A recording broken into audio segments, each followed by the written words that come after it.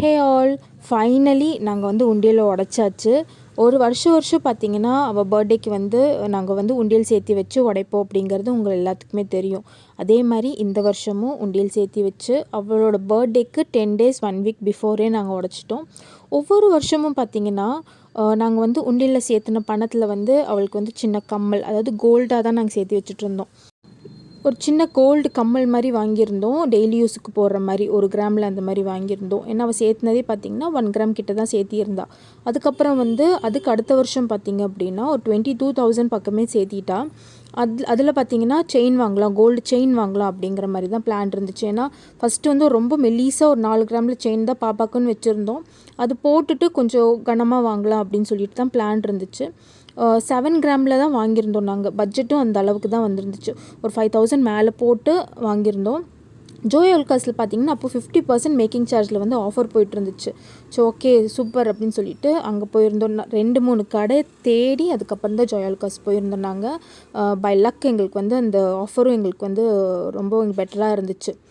Rajkot design தான் வேணும், same இதே டிசைன் தான் வேணும்னு ரொம்ப அடம் பிடிச்சி பாப்பா வாங்கினது இந்த செயின். இது பார்த்திங்கன்னா ஒரு 7 கிராம் 7.5 கிராம், அதாவது 1 கிராம் 1 பவுன் கிட்டவே வருது இது. இந்த செயின் வந்து வாங்கியிருந்தோம். இப்போது இந்த வருஷம் பார்த்திங்க அப்படின்னா அவள் வந்து உண்டியில் வந்து பணம் சேர்த்திக்கிட்டே இருந்தால், சேர்த்தி வச்சுட்டு ஒரு சர்டன் டைமில் பார்த்திங்கன்னா பணம் போடுறதுக்குள்ளே இடமே கிடையாது. நாங்கள் வந்து எப்போவுமே பண்ணுற மாதிரி தான் சீப்பை வச்சு உள்ளே தள்ளி தள்ளி தான் நாங்கள் போட்டுட்ருந்தோம். நிறைய பேர் கேட்குறது வந்து குழந்தைங்க இவ்வளோலாம் சேர்த்துறீங்க, அது எப்படி பாசிபிள் ஆகும் அப்படின்னலாம் கேட்குறீங்க. நீங்கள் கடை வச்சுருக்கீங்க, அதனால டெய்லி அமௌண்ட்டு அப்படி நீங்கள் போடுவீங்க அப்படின்னு அப்படி கிடையாது. குழந்தைக்குன்னு ஒரு சேவிங் நீங்கள் பண்ணுவீங்க இல்லையா, மாதம் ஒரு 500 நீங்கள் சேர்த்தி வைக்கிறது, அது வந்து உண்டியில் நான் போட்டு வைக்கிறேன், அவ்வளோதான். குழந்தைக்குன்னு நான் தனியாக வந்து சேர்த்தி உண்டியில் போட்டு வைக்கிறேன்.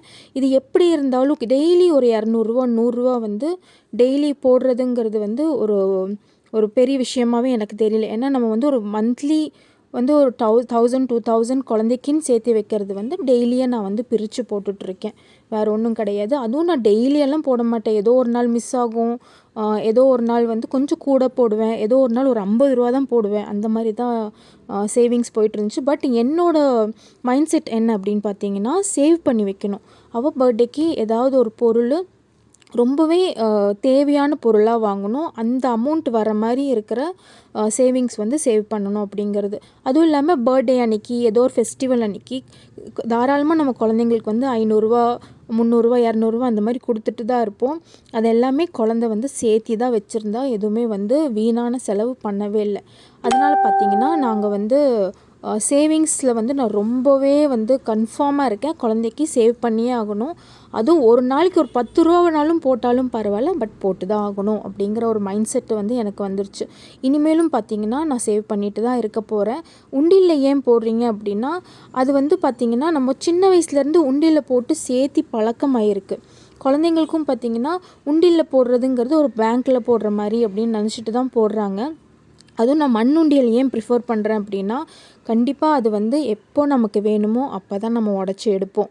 அதுக்கு முன்னாடி பிளாஸ்டிக் உண்டியல்லாம் இருந்துச்சுன்னா, எனக்கு இந்த டாய் வேணும், இந்த புக்ஸ் வேணும், இந்த கேம் வேணும், எனக்கு உடச்சி கொடு, எனக்கு என்னோடய சேவிங்ஸ்லேருந்து கொடுன்னு சொல்லிட்டு குழந்தைங்க தாராளமாக கேட்டுருவாங்க. அதனால் பார்த்திங்கன்னா 1 இயரில் தான் நீ எடுக்கணும்னு சொல்லிட்டு கன்ஃபார்மாக இந்த மண்ணுண்டியல் மட்டும்தான் நான் வந்து மெயின்டைன் பண்ணிகிட்ருக்கேன். கடைசி வரைக்கும் மண்ணுண்டியல் தான் இருக்கும் அப்படின்னு நான் நம்புகிறேன். இவங்க அப்பாவும் பொண்ணும் 2 பேரும் சொல்லவும் ஆரம்பிச்சிட்டாங்க, சில்வரில் வந்து உண்டியல் வாங்கி அது லாக் போட்டு வச்சுக்கலாம் அப்படின்ட்டு. பட் அது சாவி இருக்கும், கண்டிப்பாக திறந்து அழகாக எடுத்துக்கலாம். அதனால் மண்ணுண்டியல் மட்டும்தான் நான் ப்ரிஃபர் பண்ணிகிட்ருக்கேன். இந்த டைம் பார்த்திங்கன்னா உண்டியல் உடச்சிட்டோம். உண்டியலில் பார்த்திங்கன்னா எவ்வளோ அமௌண்ட் இருந்துச்சு அப்படிங்கிறது வீடியோட எண்டில் சொல்கிறேன் நான்.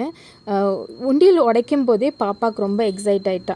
இந்த டைம் நாங்கள் என்ன வாங்க போகிறோம் அப்படிங்கிறது யோசித்து தான் நாங்கள் வந்து உண்டியில் சேர்த்தவே ஆரம்பித்தோம். என்னம்மா வாங்க போகிற அப்படின்னு கேட்போம் இல்லையா நம்ம, இந்த டைம் என்ன வாங்க போகிற அப்படின்னு. இந்த டைம் பாப்பா சொன்ன ஒரே பதில் வந்து நான் ஏசி வாங்க போகிறேன் அப்படின்னு. ஓகே, ஏசிக்கு வந்து அமௌண்ட் இருந்துச்சுன்னா நம்ம ஏசி வாங்கலாம், அப்படி இல்லை அப்படின்னா அந்த என்ன அமௌண்ட் இருக்கோ அதுக்கு தகுந்த மாதிரி வாங்கலாம் அப்படிங்கிறத நாங்கள் வந்து சொல்லி வச்சு தான் நாங்கள் வந்து உண்டியல் சேர்த்தவே ஆரம்பித்தோம். பாப்பா சேர்த்தின அமௌண்ட் என்ன அப்படின்னு பார்த்தீங்கன்னா 31,043 ரூபா சம்திங் அவள் சேர்த்தியிருந்தா. போன வருஷம் 22,705 ரூபா சேர்த்திருந்தா. இந்த வருஷம் வந்து 31,043 ரூபா சேர்த்தியிருக்கா. ஏசிக்கு அப்போவுமே கொஞ்சம் அமௌண்ட் வந்து பத்தாது தான். நம்ம வந்து 3 ஸ்டார் 5 ஸ்டார் இந்த மாதிரி போகும்போது வந்து அமௌண்ட் வந்து கொஞ்சம் கூட தான் வரும். அதுவும் நாங்கள் மேலே போட்டு தான் வாங்கி தரணும். ஸோ ஏசி வந்து எங்கள் வீட்டில் இல்லை, அதனால வந்து ஓகே அப்படிங்கிற மாதிரி தான் இருக்குது. இதே இருக்கிறது வேணும் அப்படின்னு சொல்லியிருந்தா அப்படின்னா கண்டிப்பாக நோ அப்படின்னு தான் நாங்கள் சொல்லியிருப்போம். ஸோ குழந்தைங்களுக்கு இப்போலேருந்து சேவிங்ஸ் சொல்லிக் கொடுக்குறது அப்படிங்கிறது ரொம்பவே இம்பார்ட்டண்டான விஷயம். அப்போ தான் அவங்களோட ஃப்யூச்சர் பார்த்திங்க அப்படின்னா சூப்பராக இருக்க போகுது. நம்ம பார்த்திங்கன்னா இப்போவே கொஞ்சம் ஃபினான்ஷியலில் வந்து தடமாறிட்டு தான் இருக்கும். என்ன எப்படி சேவ் பண்ணுறது, எந்த நேரத்தில் எந்த அமௌண்ட் நம்ம வந்து எடுக்கணும் அப்படிங்கிறது எல்லாமே கொஞ்சம் தடமாறிட்டு தான் இருக்கும். அவங்களது அப்படி ஆக வேண்டாமே. ஸோ இந்த வீடியோ எப்படி இருக்குது அப்படிங்கிறது கமெண்ட் செக்ஷனில் கமெண்ட் பண்ணுங்கள். வீடியோ பிடிச்சிருந்தால் லைக் ஷேர் பண்ணி சப்ஸ்கிரைப் பண்ணுங்கள். ஸோ இந்த சேனலுக்கு நீங்கள் புதுசாக இருக்கீங்க அப்படின்னா ப்ளீஸ் சப்ஸ்கிரைப் பண்ணிவிட்டு பாருங்கள். அடுத்தடுத்து பாப்பாக்கு என்னென்ன பர்த்டே பிளான்ஸு, அவளுக்கு என்ன யூஸ்ஃபுல்லான கிஃப்ட்ஸ் எல்லாம் தரோம் அப்படிங்கிறது அடுத்தடுத்த வீடியோவில் பார்க்கலாம். தேங்க்யூ.